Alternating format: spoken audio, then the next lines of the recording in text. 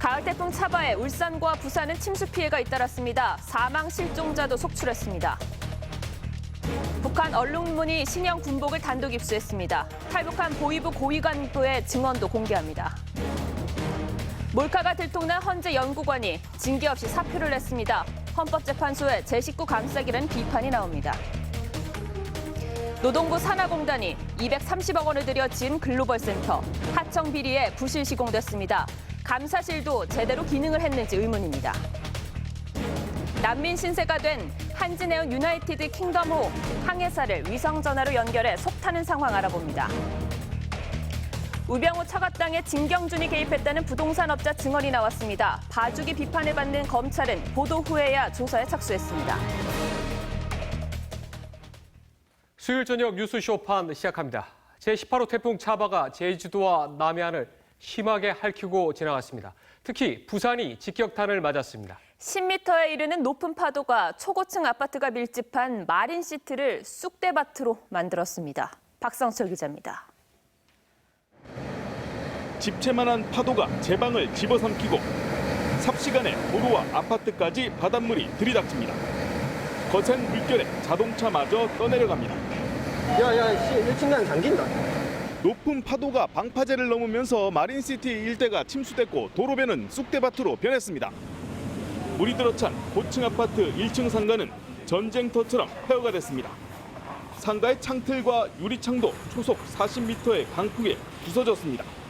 우리 테이블이 많이 무거운 건데 날라다니고 망했어요.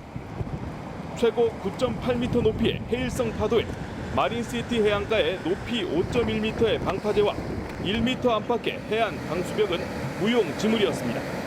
여기에다 태풍이 정점을 향할 때에도 차량 출입을 통제하지 않아 피해를 키웠습니다. 사전에 도로 교통을 통제하거나 그러지는 않아가지고 모르고 차 진입했던 차량들도 후진해서 다 오기도 하고. 거센 파도에 해운대 백사장에 설치된 부산국제영화제 시설물도 휩쓸려 사라졌습니다. 부산은 주택과 도로 곳곳이 침수되고 가로수가 뽑히고 방파제가 무너지는 등 막대한 피해를 입었습니다. TV조선 박성철입니다. 태풍 차바가 처음 통과한 제주도에서는 주민들이 불안에 떨며 밤을 지새웠습니다. 전체 가구의 20%인 5만 가구가 한때 정전이 되기도 했습니다. 승용차 수십 대가 떠내려가고 가로수는 뿌리째 뽑혔습니다. 차정승 기자입니다. 폭탄을 맞은 듯 승용차들이 어지럽게 널브러져 있습니다. 새벽 5시쯤 모두가 잠든 시각 도심을 가로지르느니 한천이 범람했고 여기서 쏟아진 물은 주차돼 있던 차량 70여 대를 그대로 덮쳤습니다. 주민들은 9년 전 13명의 희생자를 냈던 태풍 나리 때의 충격을 떠올렸습니다.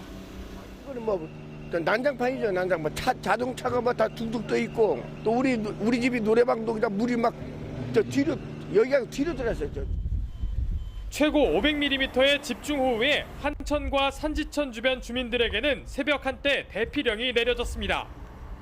초속 47m에 달하는 강풍으로 서귀포 법한동 인근 공사장 펜스는 엿가락처럼 휘었고 제주 노영동 공사장의 타워 크레인도 꺾였습니다. 강풍에 쓰러진 가로수가 전신주를 덮치면서 제주에는 5만 2천 가구가 정전 피해를 입었습니다. 태풍이 지나가자 어민들은 이른 아침 포구에 나와 대피시킨 어선을 살핍니다. 바람이 엄청 불어가지고 여기 결박돼 있는 배 줄이 터져가지고 배가 이쪽으로 밀려가지고 다행히 잘 처리돼서 다행입니다. 강풍에 감귤이 떨어지고 양식장에서 넙치, 돌돔 47만 마리가 폐사하는 등 농어가들도 큰 피해를 입었습니다. 제주에서 TV조선 차정승입니다. 울산도 직격탄을 맞았습니다. 시간당 120mm 넘는 물폭탄이 쏟아져 시내 곳곳이 물에 잠겼습니다. 울산의 상황은 지금 피해지기조차 힘든 그런 상황입니다. 하동원 기자입니다. 위험 수위까지 차오른 울산 태화강. 강물이 범람해 아파트 일대는 아수라장이 됐습니다. 자동차들이 물에 떠다니고 엉켜버렸습니다. 차가 둥둥둥둥둥 떠내려 오더라고. 막 가더니 막 솔직하게 막 10분 15분 내로 막 확 트인 것 같아. 강물에 조립식 주택이 떠내려가다 교각에 부딪혀 산산조각 나고 하수가 역류하면서 흙탕물이 폭포처럼 치솟습니다. 가슴까지 물이 차오른 시장 건물에서는 불까지 납니다.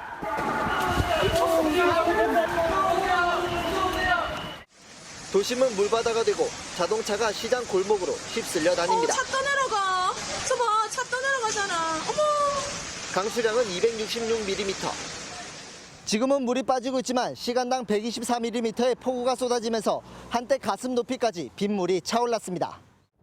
불과 2시간 만에 물폭탄이 쏟아진 겁니다. 폭우에 담벼락까지 속절없이 무너지는 등 울산 전역에서 피해가 잇따랐습니다. 보시면 뽕개나 뭐 겁나지요. 예, 위험하지. 이거 조금만 닿았으면 이거 다 안 잠기겠는 게요. 그래 무섭지요. 살림살이는 물에 잠겨버렸습니다. 당장 걱정되는 거는 저 밥에 먹고 하는 거지, 이제 그거지. 헛벌 칠갑이 돼가 이래가 어떻게 이거 누구 자고 이래 하겠습니까, 그죠? 울산시는 피해 집계조차 못하고 있습니다. TV조선 하동훈입니다.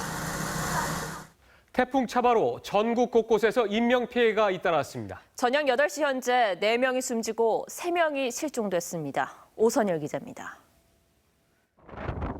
해경 구조대원들이 바다에 빠진 여객선 선원들을 힘겹게 구조합니다. 익수자 지금 자꾸 올라오고 있잖아.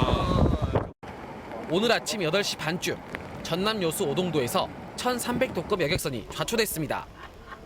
태풍을 피해 부두에서 대기하던 여객선은 초속 30m의 강풍에 밀리면서 옆으로 기울며 넘어졌습니다. 선원 2명이 바다에 빠졌고 구조에 나섰던 해경 4명도 거친 파도에 함께 휩쓸렸다 다행히 모두 구조됐습니다. 방파제를 넘는 파도와 같이 넘어가 본 거지. 죽었구나 생각이 그죠. 오전 11시쯤 부산 영도구에서 강풍이 넘어진 크레인이 컨테이너를 덮쳐 근로자 59살 오모 씨가 숨졌습니다. 부산 수영구에서는 2층 주택 옥상에 있던 90살 박모 씨가 강풍에 추락해 목숨을 잃었고 강서구 대양동 방파제에서 어선을 점검하던 57살 허모 씨가 파도에 휩쓸려 사망했습니다. 울산에서는 차량을 빼내려다 물살에 휩쓸려 61살 최모 씨가 숨졌고 침수 현장 구조 활동에 나섰던 소방대원 31살 강모 씨가 실종됐습니다. 경주와 제주에서도 65살 이모 씨와 선원 1명이 실종됐습니다. TV조선 오선열입니다. 태풍 차바가 지나간 남해안 일대는 회복이 쉽지 않은 상처가 남았습니다. 주택과 농경지가 침수되고 산업계도 적지 않은 피해를 입었습니다. 이성진 기자입니다. 경남 창원의 한 도로. 집중호우에 산사태가 일어나 흙탕물이 폭포수처럼 쏟아집니다. 엄마야. 통영 대전 고속도로 고성 3터널 출구와 경주에서도 산사태가 잇따랐습니다. 태풍과 만조가 겹치면서 바닷물이 해안가를 덮쳐 도로 곳곳이 침수됐습니다. 진짜 미치겠습니다. 이거 겁도 많이 나고. 하천이 범람해 창원에서만 사무실과 주택 50여 채가 물에 잠겼습니다. 반지하 사무실에 순식간에 물이 들어차 가구와 집기들이 둥둥 떠 있지만 이 일대가 모두 물에 잠겨 손쓸 엄두를 내지 못하고 있습니다. 부산에서는 9층짜리 주차 타워가 강풍에 쓰러졌습니다. 전봇대가 그냥 내려앉았나 선이 끊어졌나 이러고 하는데 저지경이 됐을 줄은 꿈에도 몰랐어요 그냥. 산업 현장 조업도 차질을 빚었습니다. 울산 현대차는 생산 라인 침수로 1, 2 공장 가동을 멈췄고 거제 대우조선과 삼성중공업도 외부 작업을 중단했습니다. 오전 11시 40분쯤에는 도로 난간이 선로 위로 떨어져 신경주에서 울산 구간 전기 공급이 끊겨 KTX 운행이 3시간여 동안 중단되기도 했습니다. 고속도로든지 아니면 비행기를 알아보든지 다른 방향을 알아봐야 되지. 논이 침수되고 비닐하우스가 내려앉는 등 농작물 피해도 속출했습니다. TV조선 이성진입니다. 제주와 남부지방에 막대한 인명과 재산 피해를 낸 태풍 차바의 바람은 2000년대 들어 역대 3번째로 위력적이었습니다. 순간 속도가 초속 56m에 달했는데 10월에 발생한 태풍 가운데는 역대 가장 강력했습니다. 이상배 기자입니다. 선정용 플라스틱 박스 수십 개가 강풍에 휩쓸려 날아가고 공사장 철제 구조물은 엿가락처럼 휘었습니다. 오늘 새벽 제주 고산 지역에서 측정된 18호 태풍 차바의 순간 최대 풍속은 초속 56.5m. 2000년 이후 한반도를 강타한 태풍으로는 2003년 초속 60m였던 태풍 매미와 2002년 초속 56.7m의 우사에 이어 역대 세 번째 위력으로 기록됐습니다. 제주 시내를 강타한 바람은 초속 47m의 토네이도급으로 사람이 서 있기 힘들고 나무는 뿌리째 뽑힐 정도로 강력했습니다. 공사장 크레인이 무너지고 선박이 난 피해나 가로수 뿌리째 뽑히고 성인도 몸을 못 가누는 정도.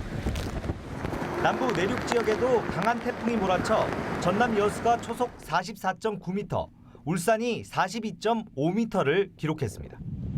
강력한 태풍에 대형 크레인이 넘어지고 풍력 발전기 날개가 부러지는 등 건물과 시설물 피해도 막심했습니다. 날라와 섞여진 거예요, 유리가. 자기가 바람 바람에 떨어진 거고.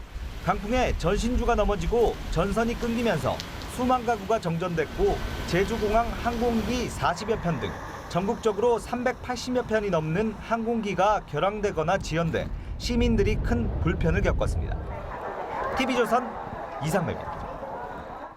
제18호 태풍 차바가 제주도를 비롯한 남부 지역을 강타해 각종 기록을 경신했습니다. 서늘한 가을철인 10월에 이례적으로 강한 태풍이 찾아온 이후 유혜림 기자가 전해드립니다. 제18호 태풍 차바가 한반도에 상륙한 건 오늘 새벽입니다. 제주 서귀포 남쪽 바다에서 올라온 차바는 오늘 부산과 독도 인근 해역을 지나며 강풍을 동반한 물폭탄을 뿌렸습니다. 여름이 아닌 선선한 가을철에 매서운 태풍이 찾아온 겁니다. 1904년 이후 112년 동안 태풍이 10월에 찾아온 적은 단 10번뿐입니다.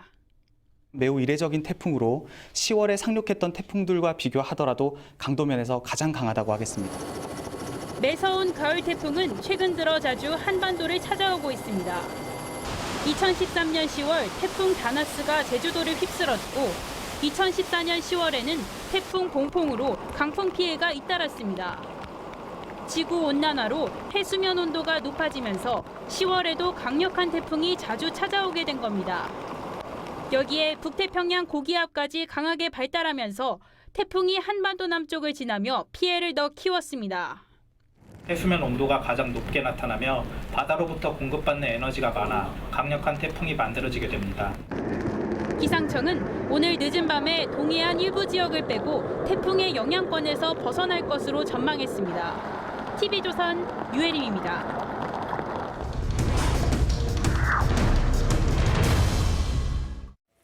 네, 북한 관련 단독 기사입니다. 평양에 반 김정은 정서가 만연해 있다. 탈북한 북한 보위부 핵심 간부가 최근 밝힌 증언입니다. 북한 보건성 출신의 간부도 최근 가족과 함께 망명을 시도한 것으로 전해집니다. 김정우 기자입니다. 북한 국가안전보위부 핵심 부서 출신으로 지난해 탈북해 국내에 정착한 탈북자 A씨는 최근 평양 상층부에 반김정은 정서가 만연하다고 증언한 것으로 전해졌습니다. 정부 소식통은 지금까지 탈북한 지방보위부 출신들과는 차원이 다른 인물로 평양 내부의 내밀한 정보를 갖고 있다고 전했습니다. 정부는 북한 체제에 이상 신호가 나타나고 있는 것으로 판단합니다. 심각한 균열 조짐을 보이면서 체제 동요의 가능성이 커지고 있습니다. 미국 전략국제문제연구소 CSIS는 북한 내부 주민 36명을 대상으로 설문조사를 한 결과 주민들 사이에서 북한 체제에 대한 반감이 커지고 있다면서 북한 당국의 장마당에 대한 통제와 간부들의 뇌물수수가 그 이유라고 했습니다. 핵심 인사들의 추가 탈북 정황도 포착됩니다. 대북 소식통은 중국에서 김정은 등 고위 인사들의 의료 장비를 조달해온 북한 보건성 출신 인사가 최근 일본 대사관을 통해 망명을 시도했다고 전했습니다. 일본 정부는 일단 공식 부인했고 우리 정부는 확인해 줄 수 없다고 했지만 신빙성이 높다는 관측입니다. 하여튼 제가 확인해 줄 수 있는 게 아무것도 없습니다. 현재로서. 일각에선 일본이 아닌 한국에 이미 입국했다는 관측도 나옵니다. 청와대는 사실이라면 북한 정권 내부의 최측근이 탈북하는 것이기 때문에 크게 주목하고 있다고 평가했습니다. TV조선 김종우입니다. 자, 2013년 북한 열병식의 모습입니다. 핵 배낭을 맨 병사들의 군복이 우리 구형 군복과 아주 비슷하죠. 북한 최신 군복인데 TV조선이 단독으로 입수했습니다. 바느질과 마감 상태로 북한군 실상을 엿볼 수 있었습니다. 김미선 기자의 단독 보도입니다. 3년 전부터 본격 도입된 북한의 최신 군복을 직접 입어봤습니다. 중간 사이즈인 4호입니다. 제 키가 165cm인데 이렇게 딱 맞습니다. 우리의 구형 군복과 비슷한 얼룩무늬지만 바느질은 엉성하고 마감 처리도 제대로 안 돼 곳곳이 터져 있습니다. 겨울에도 입으면은 못 버틸 것 같은데요. 금방 찢어질 것 같은데요. 2년에 한 켤레씩 지급되는 군화는 고무신의 천을 본드로 덧댄 엉성한 형태입니다. 3년 전 김정은의 지시로 대대적 복제 개편을 한 결과인데 이전 갈색 군복과 비교할 때 원단 등 품질이 크게 떨어졌습니다. 모자 장식은 구리에서 플라스틱으로, 혁대는 천연 가죽에서 합성 피육으로 바뀌었습니다. 당겨도 안 찢어져요. 근데 이런 거 같은 건 바느질 보게 되면 정말 듬성듬성 무슨 몰대 먹듯이 박아놨거든요. 이런 건 이렇게 찢으면 다 찢어져요, 이거 이렇게. 그나마도 1년에 단 한 벌 지급되는데 함경북도 회령에 주둔하는 27사단의 장교가 뒷돈을 받고 빼돌린 것이라고 합니다. 선군 정치는 우리 당과 인민이 준엄한 난국을 뚫고 역사의 기적을 창조하게 한 승리의 보검이었습니다. 김정은이 핵미사일 개발에 천문학적인 비용을 쓰는 사이 만능 갑옷이라 불렸던 90만 북한군의 군복은 점점 더 조악한 수준으로 떨어지고 있습니다. TV조선 김미선입니다. 네, 북한 군복 더 자세히 살펴보죠. 정치부 김미선 기자 스튜디오에 나와 있습니다. 자, 직접 입어보셨는데 착용감은 좀 어떻습니까? 이렇게 따가운 옷은 처음 입었다 이런 생각이 들 정도로 피부가 따갑고 매우 화끈거립니다. 앞서 리포트에 봤듯이 품질이 점점 나빠진다고요? 네, 그렇습니다. 지금 스튜디오에도 우리 스텝 두 사람이 90년대 도입된 단색 군복과 그리고 이번에 입수한 신형 얼룩무늬 군복을 실제로 입고 나와 있는데요. 실제 입어본 사람들도 북한군 예비역 출신 탈북자들 역시 이 최신 군복이 이전 군복보다 품질이 더 나쁜 것 같다고 입을 모았습니다. 자, 실제 안감을 보시면요. 이렇게 박음질은 마무리가 제대로 돼 있지 않은 상태고 또 시접은 다 풀린 것을 볼 수 있습니다. 좌우 대칭도 맞지 않고요. 실밥도 정리가 하나도 돼 있지 않아서 이게 너덜너덜 달려있는 상태를 확인할 수 있었습니다. 자, 지금 입고 있는 옷은 표준 사이즈죠? 그렇습니다. 4사이즈입니다. 그런데 여성이 입었는데 어떻게 딱 맞습니까? 여군복 아닙니까? 저도 처음에는 그렇게 생각을 했는데요. 그 앞판을 보면 단추가 오른쪽에 달려 있어서 남성복이 맞습니다. 지금 입고 있는 장병 군복의 위도 안쪽 목덜미를 보면 도장이 찍혀 있습니다. 사이즈와 생산 연도, 일자 그리고 정품 인증이 표기되어 있는데요. 북한군의 체형이 여성이 입어도 이 군복이 딱 맞을 만큼 작다는 게 간접적으로 확인된 겁니다. 또 보게 되면 이게 정품이 맞아요. 허스 뼈대가 있고 여기 언제 생산했다는 연수가 있거든요. 여기가 천을 짜투리 가지고 만들거든요. 이게 짜투리 천을 가지고 만들다 보니까 이게 다 터져 나가는 거죠. 이거 대충을 입어요. 이거. 자, 이렇게 품질이 떨어져도 여러 벌 보급은 해주겠죠? 그렇지 않습니다. 보급도 원활하지 않은 상황인데요. 이 위장복은 2010년에 전방 부대부터 보급이 시작을 했는데 그때 당시에는 2년에 한 벌을 제공했다고 합니다. 그러고 나서 2013년에야 겨우 1년에 한 번씩 보급을 했고요. 군화는 2년에 겨우 한 켤레를 지급하고 있습니다. 자, 그런데 이 모자를 보시면요. 이 쓰기도 전에 천이 이렇게 다 떨어져 나가 있는 것을 확인할 수가. 실밥이 너덜너덜하네요. 네, 맞습니다. 그 다른 보급품도 역시 조악하기는 마찬가지입니다. 그래서 군인들은 군복과 군화가 손상되면 직접 바느질 등 수선을 해야 해서 불만이 매우 높다고 합니다. 자, 그런데 이 군복 어떻게 입수하셨습니까? 네, 이 군복은 장교와 병사들 처우가 워낙 열악하다 보니까 이렇게 품질이 떨어지는 군복, 군화, 보급품조차 장마당 등에 내다 파는 경우가 종종 있다고 합니다. 지금 입수한 이 군복 역시 군에서 내다 판 것으로 전해지고 있습니다. 그렇군요. 자, 북한군의 실상을 지금 보여주신 이 군복 한 벌로 알 수가 있었습니다. 그런데 이 수해 복구에 동원되는 돌격대의 실상도 오늘 공개가 됐다면서요. 그렇습니다. 북한 반인도 범죄 철폐 국제연대 ICNK가 오늘 북한 강제노동 실태 보고서를 발표했습니다. 이 자리에는 실제 돌격대에서 근무했던 탈북자들의 증언이 쏟아졌습니다. 직접 들어보시겠습니다. 이건 8.28 청년들 격대에 있을 때 이야기인데요. 누나가 너무 힘들다, 나 도망치고 싶다 이렇게 얘기하더라고요. 그래서 그럼 같이 도망치자. 박경호 씨는 북한에 가족이 남아 있어서 마스크를 쓰고 기자회견을 했습니다. 고아로 자라나서 이 당에서 키워졌으니까 당에 헌신을 하라. 이런 지역 당 간부의 지시를 받고 돌격대에 들어갔다고 하는데요. 아침 7시부터 저녁 8시까지 무려 시멘트 60kg을 지고 20층 건물을 오르내리는 일을 했는데 등이 모두 까지고 또 시멘트가 이 피부에 달라붙을 정도로 고통스러운 시간을 보냈다고 합니다. 자, 이렇게 한 달 동안 일해서 받은 임금은 북한 돈으로 150원입니다. 석 달 동안 꼬박 모아야 겨우 쌀 1kg을 살 수 있는 돈입니다. 돌격대원들은 휴일에 시내로 나가서 용접 같은 부업을 해서 겨우겨우 생계를 유지하고 있다고 합니다. 이 인권 문제도 빨리 해결돼야 될 것 같습니다. 오늘 말씀 잘 들었습니다. 네, 수고하셨습니다. TV조선은 이틀 전에 일부 장애인 보호 작업장이 장애인들에게 쥐꼬리 월급을 주며 부당이득을 취하고 있다고 집중 보도했습니다. 이 보도 이후에 다른 곳에서도 유사한 일이 발생하고 있다는 제보가 잇따르고 있습니다.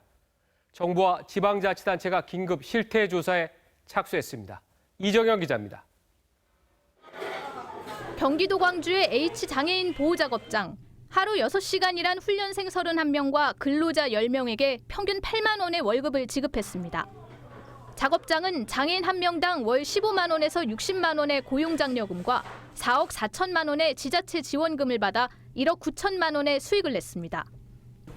TV조선의 보도로 장애인 보호작업장의 열악한 근로 조건이 드러나면서 비슷한 일이 일어나고 있다는 인터넷 글과 제보가 빗발치고 있습니다. 시설에 거주하는 장애인을 근로자로 허위 등록해 정부 보조금을 챙기는 불법 관행까지 속속 드러나고 있습니다. 장애인에 대한 특성을 너무 사업자들이 더 잘 아니까 저희 아이들을 더 노예처럼 부리고 이용하고. 고용노동부는 고용장려금을 부정수급하거나 엉뚱하게 쓴 작업장에 대해 실태조사를 하기로 했습니다. 고용노동부의 최저임금 적용 제외 인가를 받아 월급을 사업주 마음대로 주고 있는 규정도 개정하겠다는 방침입니다. 광주시청은 문제가 된 작업장을 이달 중 현장 조사해 위반 사례가 확인되면 즉시 시정명령을 내리기로 했습니다. 전국에 있는 장애인 보호 작업장은 모두 496곳. OECD 국가 중 장애인에게 최저임금을 보장하지 않는 곳은 우리나라를 포함해 3나라밖에 없습니다. TV조선 이정현입니다. 우병우 청와대 민정수석의 처가가 게임 회사인 넥슨과 강남 땅을 거래할 때 구속된 진경준 전 검사장이 개입했다는 주장이 나왔습니다. 그러자 검찰은 뒤늦게 이에 대한 조사에 착수했습니다. 한우리 기자입니다. 우병우 청와대 민정수석 의혹을 수사하는 검찰 특별수사팀은 지난주 우수석 처가와 넥슨 사이 강남 땅 거래는 자유로운 사적 거래로 진경준 전 검사장은 등장하지 않는다고 밝혔습니다. 그런데 당시 땅 거래를 맡았다는 중개업자 최모 씨가 진경준 검사가 해당 땅 거래에 개입했다는 주장을 했습니다. 최 씨는 중개업자 김모 씨에게 우수석 측 땅을 소개해주며 공동 중개하기로 했는데 김 씨가 몰래 땅 거래를 마치고 중개 수수료를 독차지했다고 주장한 인물입니다. 이에 최 씨가 김 씨에게 항의하자 김 씨가 매물을 가로챈 것이 아니고 진경준 검사장 등 다른 곳에서 소개받은 땅을 중개한 것이라고 했다는 겁니다. 진경준 검사한테서는 전화가 2번인가 3번이가 왔다. 딸의 이제 남편 그 검사고 해서 그쪽에서도 물건을 받을 수 있었다 이렇게 했지. 하지만 김 씨는 진 전 검사장과 연락한 적이 없다고 주장하고 있습니다. 진경준 씨가 뭐가 답답하면 저 같은 사람한테 전화를 했겠어요. 안녕하 됐었으면 어떻게 거래가 금방 됐겠죠. 검찰은 김 씨 휴대전화를 확보해 통화 내역을 추적하고 내일 최 씨와 김 씨를 대질 조사할 방침입니다. 이와 함께 검찰은 우수석 아들이 운전을 맡았던 이상철 서울지방경찰청 차장을 소환해 운전병 보직 변경에 특혜가 있었는지 조사했습니다. TV조선 한울입니다. 경찰이 오늘 케이블 방송 사업자인 CJ 헬로비전 본사를 압수수색했습니다. 세금 230억 원을 빼돌린 혐의 때문입니다. 윤수영 기자입니다. 경찰청이 수사관 17명을 동원해 CJ 헬로비전 서울 본사를 압수수색했습니다. 오전 9시부터 4시간가량 진행됐습니다. 혐의 입증할 만한 자료 찾으셨습니까? CJ 헬로비전은 2013년부터 2014년까지 지사 용역 물품 계약 과정에서 세금 230억 원을 빼돌린 혐의를 받고 있습니다. 서류상으로만 비용을 부풀리고 차액을 협력업체에서 돌려받거나 없는 거래를 있는 것처럼 꾸미고 세금 계산서를 받는 수법입니다. 경찰 관계자는 CJ 헬로비전 본사가 지사들의 허위 계약 과정에 개입했을 것으로 보고 있다고 밝혔습니다. 지역 영업 분야에서의 어떤 소규모 신규 사업과 관련해가지고 이런 그 관리 소홀 문제가 일부 발견이 돼가지고 관련된 어떤 내부 조치를 취했고요. 경찰은 입수한 영업 계획서와 회계 자료 등을 분석해 본사 관계자들을 소환 조사할 방침입니다. TV조선 윤수영입니다. 우리 사회의 부끄러운 단면들 한번 보겠습니다. 최근 한 달 동안 때리고 욕설을 퍼부은 이른바 갑들만 1,700명이 넘습니다. 보험 사기범도 하루에 150명꼴로 붙잡히는데요. 갑질과 사기로 얼룩진 우리 사회. 조덕현, 홍현주 기자가 연이어 보도합니다. 1,702명. 지난 한 달 동안 경찰 특별 단속에 걸린 갑들의 숫자입니다. 하루 56명꼴로 한마디로 갑질 사회입니다. 이 중소기업 사장은 말도 서툰 외국인 노동자를 마구 때렸습니다. 밀린 주말 수당을 달라고 했다는 이유였습니다. 피지 마! 피지 말라 피지 마, 야. 알았어! 욕라고 해, 야. 휴대전화 매장 손님은 담배를 꺼달라는 점원의 뺨을 날립니다. 아파트 입주민은 경비원의 얼굴을 담뱃불로 지졌습니다. 금융위원회 사무관이 산하기관 여직원을 성폭행해 구속되는 일까지 벌어졌습니다. 갑질 유형을 보면 손님 자신이 정말 왕이라고 생각하는 악성 고객이 59%로 가장 많았습니다. 종업원을 때리고 월급을 뺏는 나쁜 사장님들도 150명이나 검거됐고 지위를 이용했던 성범죄자들도 86명이나 걸렸습니다. 피해자 대부분은 힘없는 영세 상인들과 회사 종업원들이었습니다. 경찰은 이러한 갑질을 뿌리 뽑기 위해 연말까지 집중 단속을 벌일 계획인데 갑들만이 문제가 아닙니다. 차를 운전하기 무섭게 만드는 보험 사기범들도 하루에 150명 넘게 잡히는 게 우리 사회의 또 다른 단면입니다. 이어서 홍현주 기자가 전해드립니다. 오토바이 한 대가 후진하는 차에 다가갑니다. 전혀 피할 생각이 없습니다. 온몸에 문신을 한 그 사람이 차량을 발로 차고 운전자 쪽으로 와서 창문을 두드리고 그리고 저한테 술 먹었냐라고 계속 윽박을 질렀죠. 서울 마포와 은평구를 무대로 고의 교통사고를 내고 다닌 19살 구모 씨 등 85명이 무더기로 적발됐습니다. 구 씨 일당은 이런 좁은 골목길을 지나는 승용차를 골라 고의로 사고를 냈습니다. 허위 사고 59건으로 받아낸 보험금만 1억 7천만 원입니다. 그냥 일단 사고가 나면은 20만 원이든 30만 원이든 일단 보험사에서 돈을 받으니까 그 순간 유흥비 벌라고 그랬던 것 같아요. 수원에선 고의 교통사고를 내고 보험금 1억 2천만 원을 타낸 11명이 적발됐습니다. 지난달 초엔 허위 교통사고로 2억 원이나 벌어들인 가족 사기단이 구속됐습니다. 음주운전 차들을 상대로 어설프게 연기를 하려는 자해공갈단도 흔히 붙잡힙니다. 2010년부터 지난해까지 적발된 자동차 보험 사기범만 매년 5만 6천 명, 하루 평균 156명꼴입니다. 지난달 30일 보험 사기 처벌을 강화하는 특별법까지 시행될 지경입니다. 현장 사진, 차량 파손 부위를 촬영해 두었다가 차후 보험 사기 입증하는데 증거 자료로 제출하면 상당히 도움이 됩니다. 경찰과 금융당국은 허위 사고가 의심되면 1332번 보험 사기 신고센터로 전화하면 된다고 밝혔습니다. TV조선 홍현주입니다. 3.5톤의 냉동 탑차가 버스 정류장을 덮쳐 시민 2명이 숨졌습니다. 빗길에 미끄러지면서 사고가 난 것으로 경찰은 보고 있습니다. 성민혁 기자입니다. 용인의 한 버스 정류장. 갑자기 냉동 탑차가 정류장을 덮칩니다. 버스를 기다리던 시민들이 혼비백산에 도망치고 일부 시민들은 주변의 도움을 받아 사고 현장을 간신히 빠져나옵니다. 큰 소리가 나가지고 이제 이렇게 창문을 쳐다봤더니 이제 저기 아슬아슬한 게 있었고 신음소리도 나고 그래가지고 전쟁 난 것처럼. 오늘 오전 10시 15분쯤 44살 황모 씨가 몰던 3.5톤짜리 냉장 탑차가 경기도 용인시의 한 초등학교 앞 버스 정류장을 덮쳤습니다. 탑차가 덮친 버스 정류장에 있던 자리입니다. 지금은 흔적조차 찾아볼 수 없고 이렇게 안전 펜스와 유리 파편만 남아 있습니다. 이 사고로 버스를 기다리던 75살 여성 이모 씨와 37살 여성 박모 씨가 숨지고 5명이 중경상을 당했습니다. 운전자 황 씨는 경찰 조사에서 음주는 하지 않은 것으로 확인됐고 빗길에 미끄러져 핸들을 제어하기 어려웠다고 진술했습니다. TV조선 성민혁입니다. 롯데마트가 자체 브랜드 세척제에서 형광 증백제가 발견돼 전량 회수한다고 밝혔습니다. 프라이멜 캐나다로 불리는 이 제품은 캐나다에서 생산돼 모두 1,400개가 팔려나갔습니다. 이미 구매한 소비자는 전액 환불해줍니다.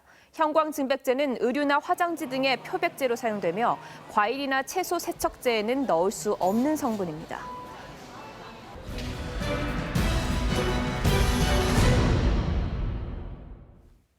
산업인력공단은 230억 원을 들여서 글로벌 숙련기술진흥센터를 만들었습니다. 이곳에 박근혜 대통령을 초청해 행사를 가지려 했습니다. 그런데 건물이 도저히 대통령을 부를 수 없는 상태여서 결국 취소했습니다. 왜 그랬을까요? 박성재 기자의 단독 보도입니다. 타일 조각이 벽 사이를 채우고 있습니다. 벽 곳곳엔 금이가 있습니다. 천장을 뚫고 올라온 아래층 전선은 위태롭게 보입니다. 관계자들의 제지로 카메라 없이 저 혼자 건물 안에 들어가 있습니다. 곳곳에서 부실의 흔적을 볼 수가 있는데 특히 이곳은 바닥이 많이 기울어져 문틈으로 제 손가락이 들어갈 정도입니다. 고용노동부 산하 한국산업인력공단이 2012년 12월에 완공한 글로벌 숙련기술진흥센터입니다. 지하 1층, 지상 4층으로 된 이 건물엔 예산만 230억 원이 투입됐습니다. 당시 노동부는 박근혜 대통령을 초청하려다 취소했습니다. 시찰을 해보니 곳곳이 엉망이었습니다. 시설 자체가 신축 건물인데도 낙후되어 있으니 노동부 국장님 와서 지적사항이 마감 소재를 워낙 싼 걸로 이렇게 했다고. 경찰에 따르면 공단 간부 A씨는 후배가 운영하는 하도급 업체가 마감 공사를 맡도록 했습니다. 싼 자재가 채워지는 마구잡이 공사 현장을 방치했습니다. 그 결과 바닥은 10cm나 기울어졌고 환기와 배관 시설은 제대로 안 돌아갔습니다. 노동부 지적을 받자 1년간 보수 공사를 한 것처럼 서류를 꾸미기도 했습니다. 제일 문제가 바닥 콘크리트가 너무 얇더라고요. 3층에 사람실 바닥을 까다 보니까 조선이 나오더라고요. 경찰청은 권익위원회 고발로 인천 삼산경찰서에 사건을 배당했습니다. 경찰은 불법 하도급 사실을 확인하고 돈이 오간 내역을 쫓고 있습니다. TV조선 박성재입니다.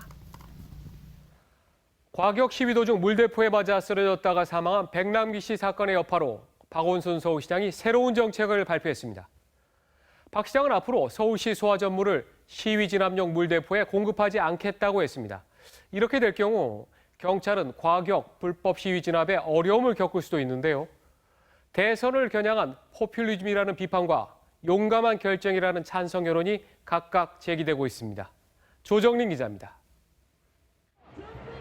박원순 서울시장이 긴박한 상황이 아니면 경찰의 시위 진압용 소화전 물 사용을 엄격히 제한하겠다고 말했습니다. 이제 앞으로는 안 됩니다. 소화전에 쓰는 물이라는 것은 화재의 어떤 이 진압을 위해서 쓰는 것이거든요. 예. 아니 이거 지금 데모 진압을 위해서 그 물을 쓰게 하는 것은 용납하기 힘들죠. 물대포를 쏠 때 서울시 산하 소방재난본부에서 물을 공급받는 경찰은 난감해졌습니다. 경찰 관계자는 서울시에서 용수를 공급하지 않을 경우 국민안전처 산하 서울소방본부에 물을 사용할 수 있다고 했습니다. 하지만 시위가 장시간 계속되면 서울시 협조가 필요하다고 말했습니다. 새누리당은 인기 영합 발언이라고 비판했습니다. 어느 누구도 불법 집회 시위로부터 국민을 보호하려는 경찰의 공무집행을 방해할 수는 없습니다. 인터넷에선 살인 물대포 박멸을 외치며 박 시장을 응원하는 댓글과 미친 포퓰리즘이라며 박 시장을 비판하는 댓글이 맞섰습니다. TV조선 조정린입니다. 새 야당이 백남기 씨 사망 사건 진상규명을 위한 상설특검 요구안을 국회에 제출했습니다. 야당은 본회의에서 특검 요구안을 통과시킬 수 있는 의석을 갖고 있지만 법사위원장을 맡고 있는 새누리당에서 반대, 실현 가능성은 불투명합니다. 최지원 기자입니다. 더불어민주당, 국민의당, 정의당이 백남기 특검을 요구했습니다. 백씨 수사가 시작된 지 1년 가까이 됐지만 검찰 수사가 더디고 경찰의 겁으로 청문회도 제대로 이루어지지 않아 특검이 필요하다고 주장했습니다. 국가와 개인의 문제인데 그러면 이걸 조사해야 될 검찰이 정치적 공정성을 기여를 해야 되잖아요. 그 공정성이 훼손됐다라고 야3당이 생각하는 거예요. 요구안이 통과되면 지난 2014년 상설특검 제도 도입 이후 첫 특검이 됩니다. 하지만 법사위원장이 소속된 새누리당이 반대합니다. 의학적 문제는 정치인들이 과도하게 나서기보다 의학 전문가들과 국가수가 전적으로 맡아야 한다고 생각합니다. 경찰은 국회 논의 사항에 입장을 표명하는 것은 적절치 않다고 밝혔습니다. 백씨 유족들은 해외 언론과의 인터뷰에서 서울대병원의 병사 판정에 문제를 제기하고 서울대병원은 지금 저희 아버지 사망 진단서에 병사라고 표기를 했고요. 저희 가족들은 지금 이 상황을 좀처럼 이해할 수가 없고 경찰 살수에 의한 사망이 명확한 만큼 부검엔 절대 응하지 않겠다고 말했습니다. TV조선 최지원입니다. 오늘은 국정감사 재개 이틀째인데요. 해임 건의안이 통과됐던 김재수 농림축산식품부 장관의 저금리 대출 문제가 여전히 쟁점이 됐습니다. 여야 간 기싸움이 여전한 겁니다. 미르재단, 새누리당 최경환 의원의 인사청탁 의혹도 논란의 대상이었습니다. 김보건 기자입니다. 국정감사 핵심 쟁점인 미르 K스포츠 재단과 관련해 한국과 이란이 체결한 K타워 프로젝트 양해각서에 영문본과 한글본이 다르다는 주장이 제기됐습니다. 영문본에는 미르 재단이 사업 주체들 중 하나라고 돼 있지만 한글본에는 주요 주체라고 돼 있습니다. 미르를 밀어주게 한 것인지 아니면 청와대 지시인지 저희 실무자들의 번역 실수라고 제가 어제 확인을 했고요. 검찰은 청와대 개입설이 제기된 미르 K스포츠 재단 관련 사건을 서울중앙지검 형사 8부에 배당하고 수사에 착수했습니다. 야당은 김재수 농식품부 장관이 농협에서 주택담보대출을 받은 57만여 명 중 가장 낮은 금리를 적용받았다며 다시 특혜 의혹을 제기했습니다. 김재수 장관이 누린 담보대출 1.42%를 혜택을 받은 사람은 0.17%입니다.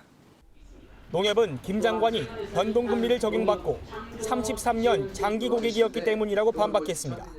금리 선택권이 고객한테 있었고 고객이 잘 선택했다고 생각을 합니다. 그럼 특혜가 아니죠. 다시 묻겠습니다. 특혜 아니죠. 저희들은 특혜라고 보지는 않습니다. 야당은 또 새누리당 최경환 의원이 인사청탁 의혹과 관련해 위증을 했다고 몰아붙였습니다.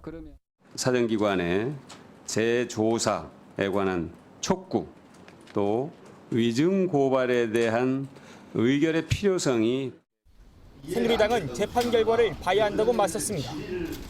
새누리당 김진태 의원은 국민의당 박지원 비대위원장에게 이적 행위를 그만두라며 과거 빌리 브란트 선옥 총리의 보좌관 귄터 기욤이 간첩으로 밝혀졌다고 말해 논란이 일었습니다. 국민의당은 김 의원을 한국판 메카시라고 비판했습니다. TV조선 김보건입니다. 한진해운 사태가 오늘로 35일째 장기화되고 있습니다. 입항 거부로 지금 차가운 바다 위를 떠도는 우리 선원들이 1000명에 이릅니다. 생필품도 다 떨어져 갈 텐데 상황은 어떤지 표류하고 있는 한진 유나이티드 킹덤호 김동규 항해사와 위성 전화로 연결했습니다. 안녕하십니까? 지금 얼마나 공해상에 머물고 계십니까? 또 어디이신지요? 오래되신 분들은 9개월, 10개월 이렇게 가고 있습니다. 거의 1년 정도 가까이 하고 있습니다. 저희는 원래 부산 앞바다, 통영 앞바다에 있다가 이제 중국으로 가고 있다가 태풍 때문에 잠시 흑산도 근처로 왔고요. 지금 흑산도에서 중국 영해 바깥으로 가고 있습니다. 방금 태풍 이야기를 하셨는데 혹시 태풍 피해는 없었습니까? 안 그래도 어제 태풍 피항한다고 흑산도 쪽으로 왔는데 해저쯤에 한 3시쯤에 많이 배가 흔들거리더라고요. 저희 배나 다른 한진 배들도 요 근처에 많았는데 다 이상 없었던 것 같습니다. 네, 다행입니다. 그런데 이 하선을 못했다면 생필품도 점점 모자랄 텐데 괜찮으신지요? 네, 일단 밥 먹는 거라든지 이런 거는 지금은 여유가 한 2달 정도 잡혀 있는데, 다른 부분 기타 어떤 거라고 해야 될까요? 문구용품이나 이런 거, 업무에 필요한 용품들이 잘 지원이 안 되는 상태입니다. 그렇군요. 자, 한진해운 법정관리 소식에 어떠셨습니까? 한진이 법정관리 발표 전에도 힘들다는 말이 많았지만 그래도 설마 하는 마음도 있었는데요. 그래도 이 발표가 나고 나니까 진짜 이렇게 되는구나. 좀 소위 말하는 멘붕이었죠. 예. 저희는 소식 접하기도 조금 힘들고 그에 대해서 명확히 나온 바도 없고 무조건 그냥 기다려야 안 되는 입장이니까 그런 게 좀 힘들고요. 예. 가족들 이런 거 그런 부분. 참 힘든 게 많을 텐데 지금 가장 바라는 게 있다면 뭔가요? 일단 조금 힘들긴 하겠지만 그래도 회사 정상화가 제일 바라는 점이겠죠. 일단 회사가 그렇게 좀 살아나야 저희도 막걸 걱정도 안 하고 저 같은 경우는 군대도 걱정 안 하게 될 거고 그 점은 제일 바라고 있죠, 솔직히. 예. 자, 그러면은 유나이티드 킹덤호는 이제 어디로 가는 겁니까? 이 상해로 가다가 취소됐다고 들었습니다만. 취소는 아니고요. 일단은 상해 다음에 그다음에 닝보라고 항구가 있거든요. 거기로 갈 거라고는 일단 답변이 있어요. 날짜도 10월 3일이었나? 그렇게 날라왔었는데 일단은 선석 확보가 안 돼서 상해 지금 선석 확보가 안 돼가지고 일정을 언제까지 밀릴지는 잘 모르겠고요. 일단 상해 들어가면 들어갈 겁니다. 네, 그렇군요. 자, 김항해사님은 신혼이라고 들었습니다. 가족이 정말 보고 싶으실 텐데 연락은 자주 되십니까? 네, 일단은 본선 같은 경우는 와이파이가 돼가지고 중간중간 연락되고요. 아니면은 안 되는데 다른 데들 같은 경우는 메일로만 그렇게 연락하고 지내는 걸로 알고 있습니다. 결혼은 이번에 8월 20일 날 하고 나왔습니다. 여보, 결혼하고 나왔는데, 이런 상황도 이렇고, 못 있어서 미안하고, 이렇게 미안하고, 사랑해.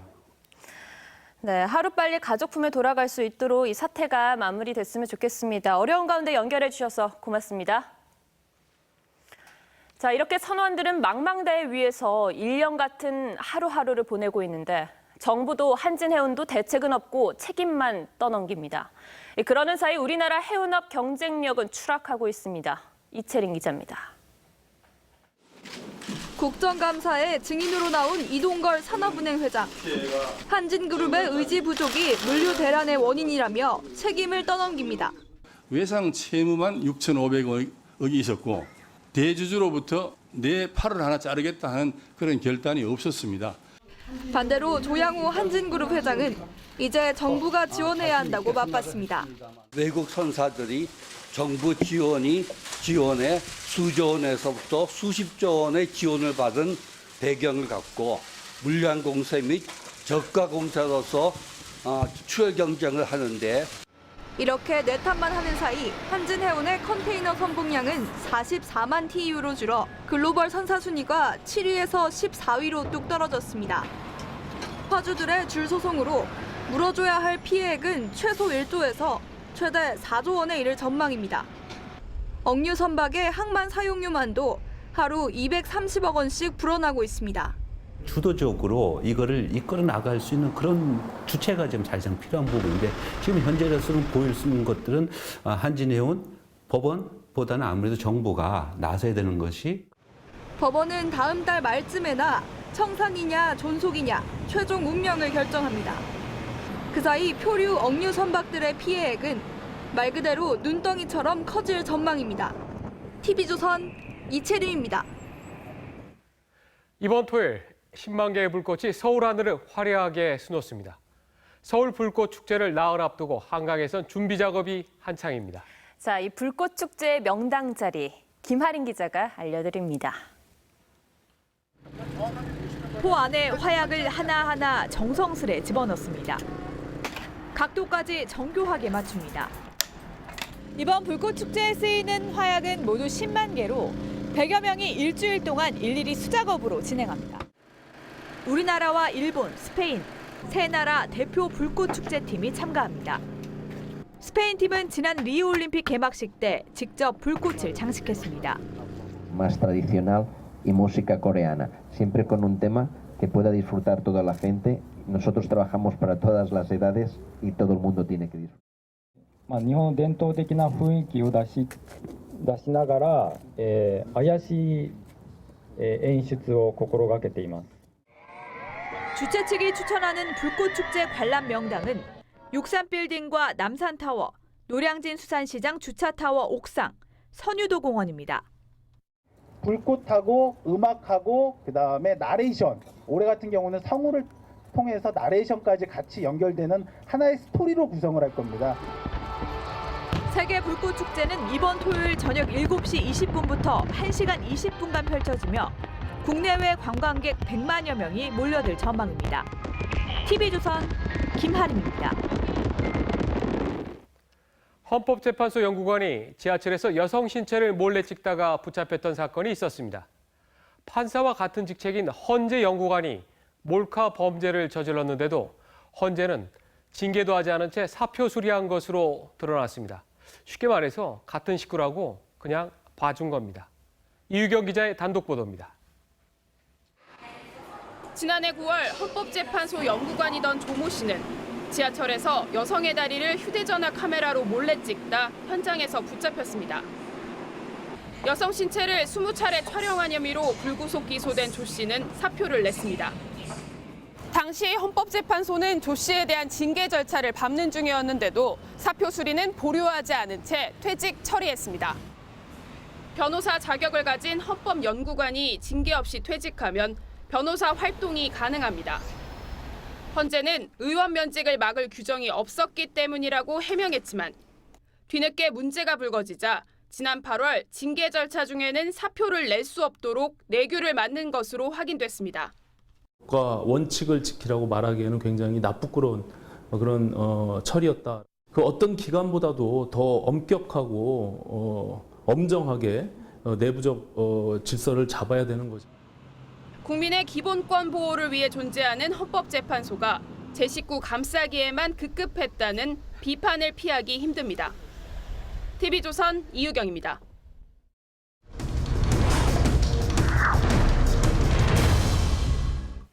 변호사 2만 명 시대라고 합니다.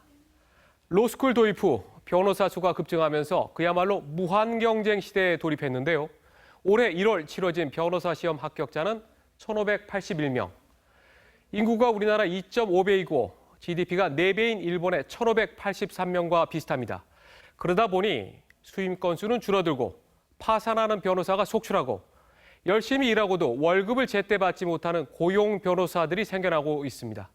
이렇게 변호사들이 늘었지만 실제 국민들이 변호사들로부터 느끼는 거리감은 여전합니다. 변호사가 늘어서 법조 서비스가 나아졌다는 얘기는 아직 안 나옵니다. 이런 상황에서 변호사들이 밥그릇을 지키겠다며 거리로 나왔습니다. 장용욱 기자입니다. 변호사 넘쳐난다. 행정심판 내리가 웬 말이냐?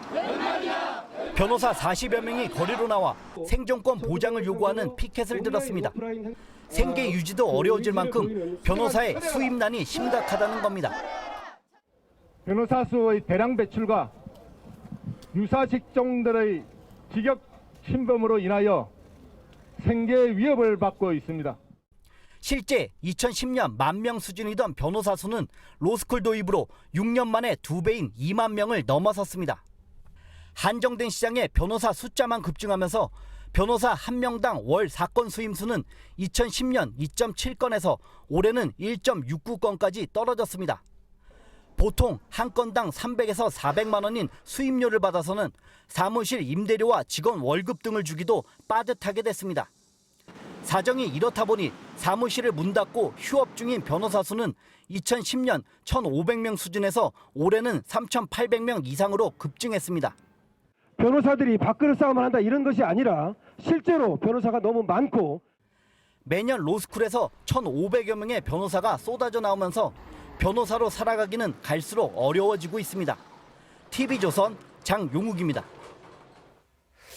이렇게 변호사 시장의 경쟁이 갈수록 치열해지자 변호사들이 범죄의 유혹에 빠지는 경우도 많아지고 있습니다. 김태웅 기자입니다. 경력 10여 년의 파산 전문 변호사 임모 씨. 2012년엔 수차례 방송에 나올 정도로 활발히 활동했습니다. 하지만 변호사 시장이 포화 상태에 이르기 시작한 지난해부터 위기가 찾아왔습니다. 임 씨는 의뢰인 3명의 사건을 제대로 처리하지 못해 3,100만 원을 돌려줘야 했지만 돈을 마련하지 못했습니다. 대한변협은 임 씨에게 정직 1개월의 중징계를 내렸습니다. 작은 로펌을 다니던 임 씨에게는 치명적이었습니다. 임 씨는 결국 징계를 어기고 이 기간 동안 12차례 법원을 찾아 변론 활동을 했습니다. 검찰은 임 씨를 변호사법 위반 혐의로 재판에 넘겼고 1심 재판부는 임 씨에게 징역 6월에 집행유예 2년을 선고했습니다. 현행법은 변호사가 금고 이상의 형을 확정받으면 변호사 등록을 취소하도록 규정하고 있습니다. 또 변호사가 형을 받은 뒤 2년 동안은 변호사 재등록도 하지 못합니다. 정직 1개월을 피하려던 임 씨는 결국 4년 동안 영업을 하지 못할 위기에 처했습니다. TV조선 김태훈입니다.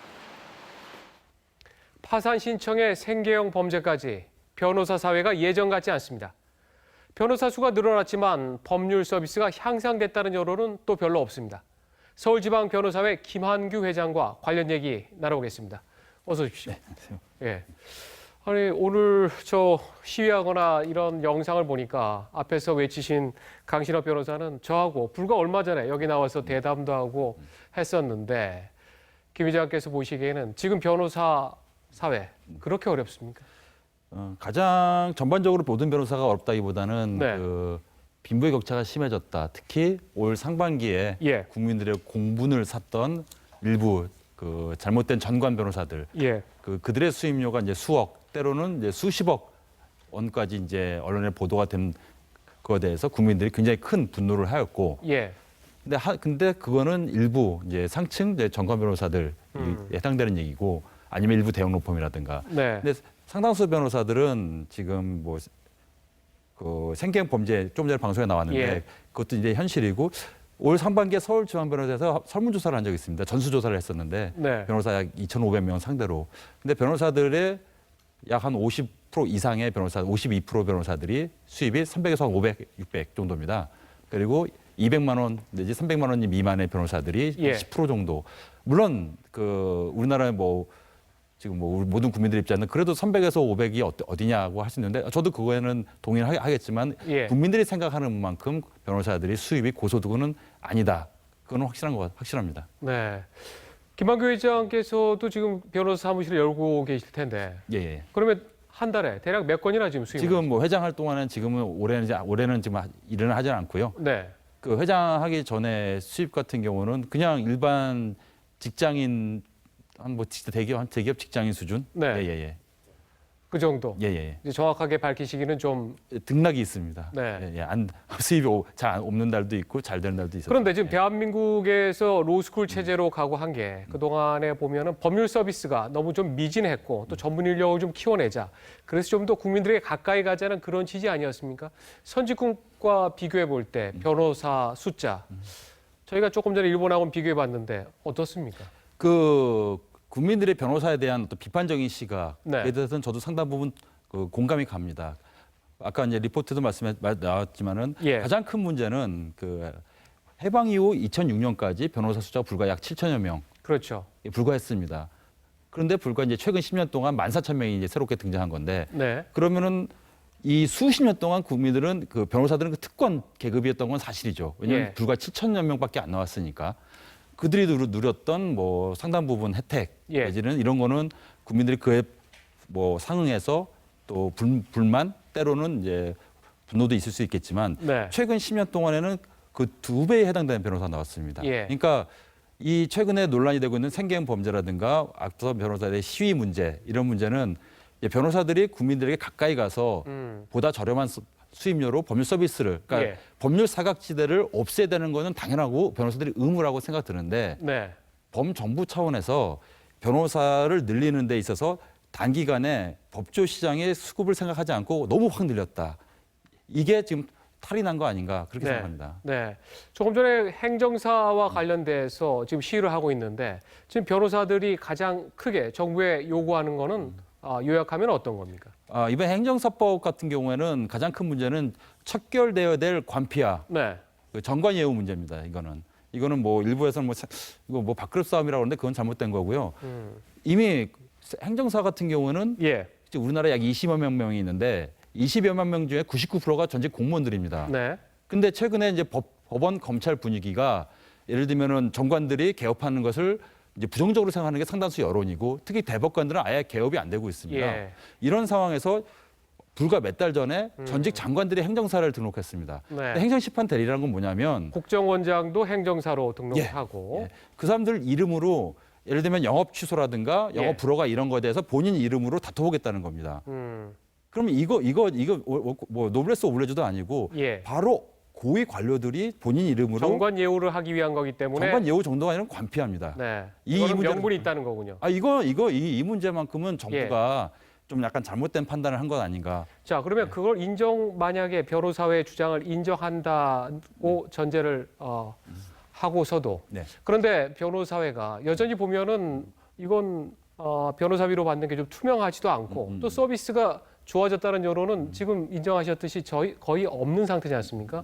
뭔가 변호사에서도 눈높이를 낮추고 또 국민들에게로 가까이 오는 그런 노력 좀 필요한 것 아닙니까? 저희들이 그래서 약 2달 전에 그 새롭게 서울지방변호사 산하에서 소액사건 변호사단을 출범했습니다.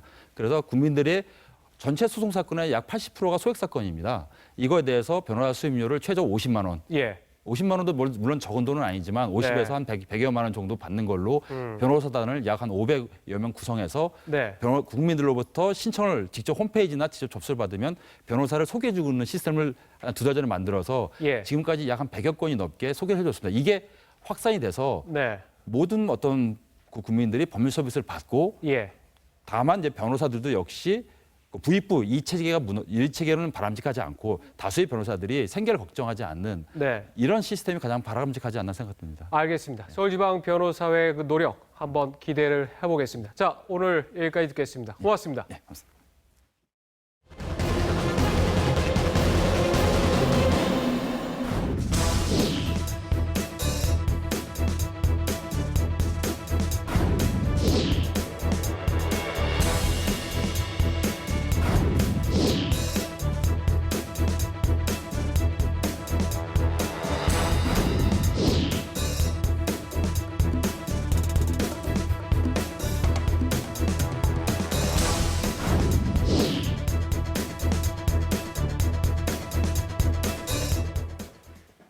국가안보에 기여한 장병을 격려하는 제7회 위국 헌신상 시상식이 열렸습니다. 지난 3월 F-16 추락 당시 민간인 피해를 줄이려고 끝까지 조종간을 잡고 시가지를 벗어난 뒤 탈출한 서재경 공군소령 등 6명이 위국 헌신상을 수상했습니다. 지난해 10월 비무장지대 지뢰 제거 때 살신성인의 전우회를 보여준 김상민 하사가 특별상을 받았습니다. 올해 노벨 화학상은 프랑스의 소바주 교수와 미국 스토더트 교수, 네덜란드 페링가 교수에게 돌아갔습니다. 스웨덴 왕립과학관은 분자 단위의 움직임을 제어할 수 있는 분자기계로 소형화 기술의 혁명을 이뤘다고 수상 이유를 설명했습니다. 미국 부통령 후보들이 TV 토론에서 격돌했습니다. 이 한반도 핵 문제와 트럼프의 납세 회피 의혹 등이 핵심 주제로 떠올랐는데 이 공화당 펜스 후보가 트럼프 방어에는 실패했다는 분석입니다. 김혜민 기자입니다.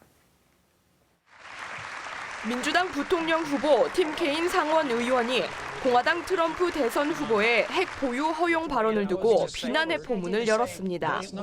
Donald Trump's idea that more nations should get nuclear weapons. Saudi Arabia, Japan, South Korea. 공화당 후보 마이크 펜스 인디애나 주지사는 즉답을 피하면서도 핵 보유를 금지해야 한다고 말했습니다. 트럼프와는 상반된 답변입니다. Ronald Reagan also said nuclear war should never be fought because it can never be won. 트럼프의 세금 회피 의혹에 대해선 서로 말을 자를 정도로 격렬한 공방이 오갔습니다. Donald Trump has created tens of thousands of jobs, and he's paid payroll taxes, sales taxes, Senator, I'm going to give you about 30 seconds to The only respond, and I have a issue on question on taxes is social. 개인이 트럼프의 논란 발언을 놓고 맹공을 가하면 펜스는 이를 방어하는 모양새 속에 뜨거운 공방이 90분 동안 이어졌습니다. 토론 직후 CNN 여론조사에선 펜스가 이겼다는 응답자가 48%로 케인보다 6%포인트 많았습니다. 미국 언론은 토론에선 펜스가 우세했지만 트럼프를 완벽하게 방어하진 못했다고 평가했습니다. 앞으로 닷새 뒤엔 클린턴과 트럼프가 2차 TV 토론을 벌입니다.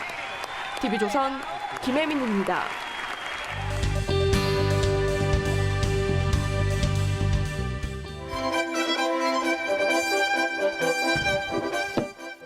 베토벤의 교향곡이 울려 퍼지는 가운데 권총이 실탄을 장전하는 남성. 발사된 총알이 금속판을 때리는 소리가 음악과 자연스럽게 어우러집니다. 클래식뿐 아니라 동요도 문제없습니다.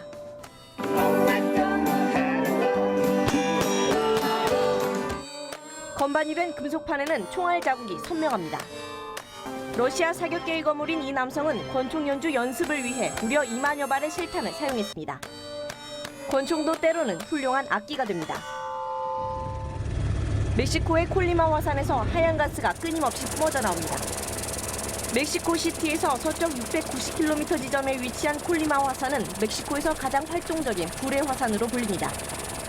시뻘건 용암이 흘러내리는 등 대규모 분화 조짐까지 보이자 멕시코 당국은 화산 주변 12km 안의 주민들을 모두 긴급 대피시켰습니다. 파이프 구멍에 얼굴만 내놓은 채 갇힌 새끼 고양이. 소방대원들이 고양이를 잡아 빼내려 해도 소용이 없습니다. 결국 소방대원들은 톱을 들고 파이프 절단에 나섰습니다. 고양이가 다치지 않도록 중간중간 물도 뿌립니다.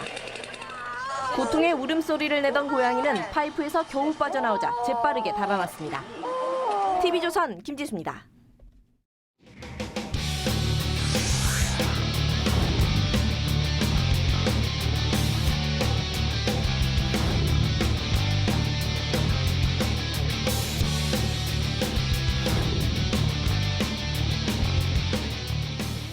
네, 스포츠 대통령으로 불리죠. 통합체육회를 이끌어갈 새 수장에 이기흥 전 수영연맹 회장이 선출됐습니다.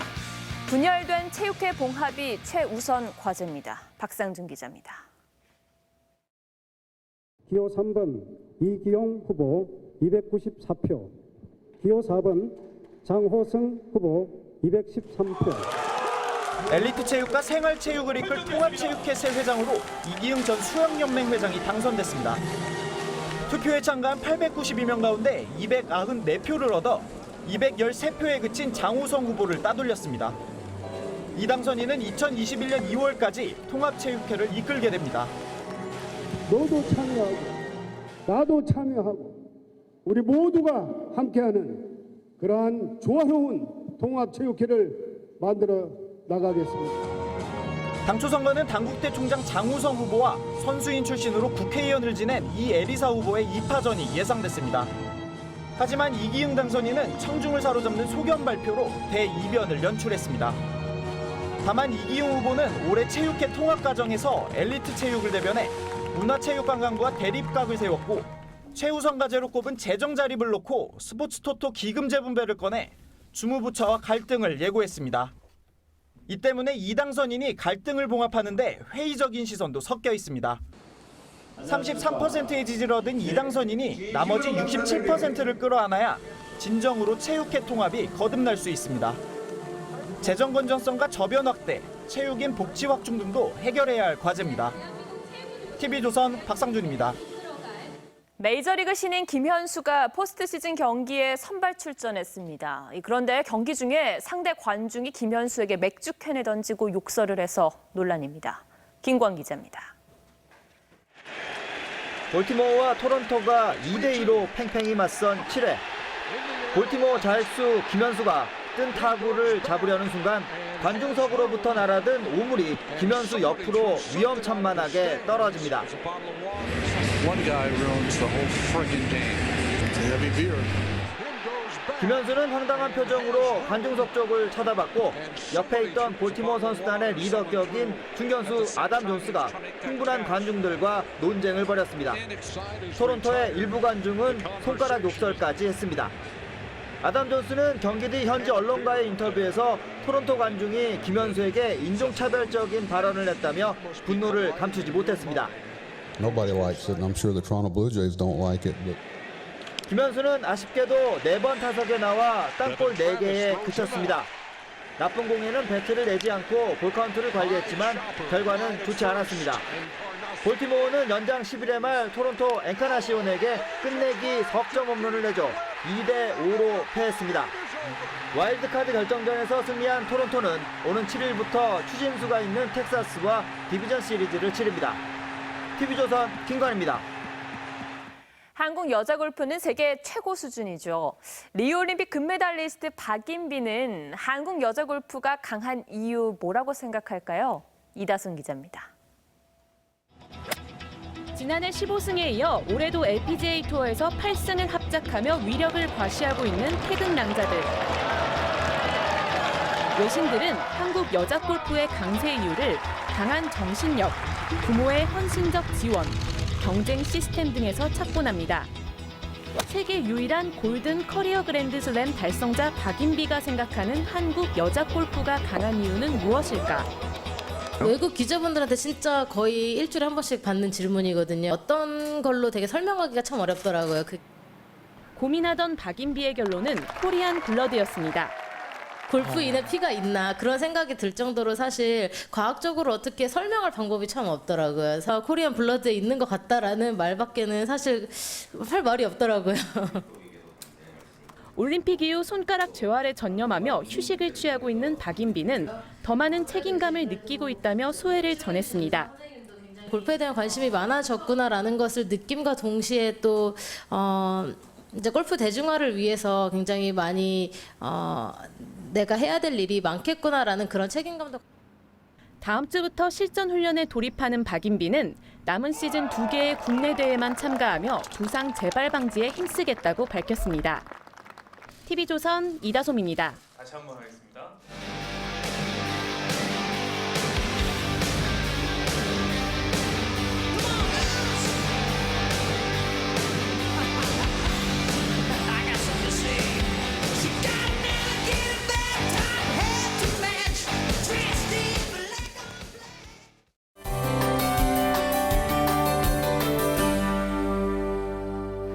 네, 오늘 태풍 차바가 제주도와 남해안을 휩쓸고 갔습니다. 이 피해 상황을 보니까 안타까울 따름인데요. 지금은 전국이 맑은 하늘 보이고 있습니다.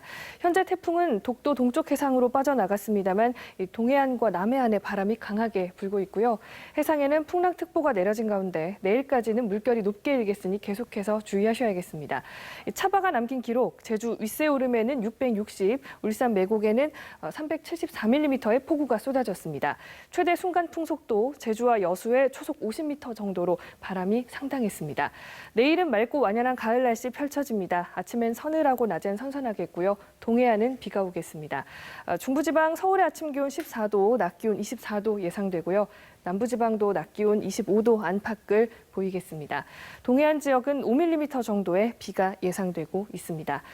모레와 토요일 이미 많은 비가 내린 제주와 또 남부지방에 비가 예상되고 있습니다. 더 큰 피해가 없길 바랍니다. 기상정보였습니다. 오늘 위국 헌신상 수상식에서 눈길을 끈 인물은 왼쪽 다리가 불편한 김상민 하사였습니다. 굴착기 운전병인 김 하사는 DMZ에서 지뢰 제거 작업 중에 폭발 사고를 당했습니다. 왼쪽 눈과 왼쪽 무릎을 잃는 큰 폭발에도 정신을 잃지 않고 오른손으로 결사적으로 경적을 울렸습니다. 그 결과 다른 부대원들의 접근을 막아 2차 인명피해를 막을 수 있었습니다. 치료를 마친 김 하사는 이제 주특기를 정훈으로 바꿔 부대에 복귀합니다. 국민들에게 큰 감동을 준 김 하사의 새 출발을 응원합니다. 내일도 깊이 있는 뉴스, 명쾌한 분석으로 찾아가겠습니다. 고맙습니다.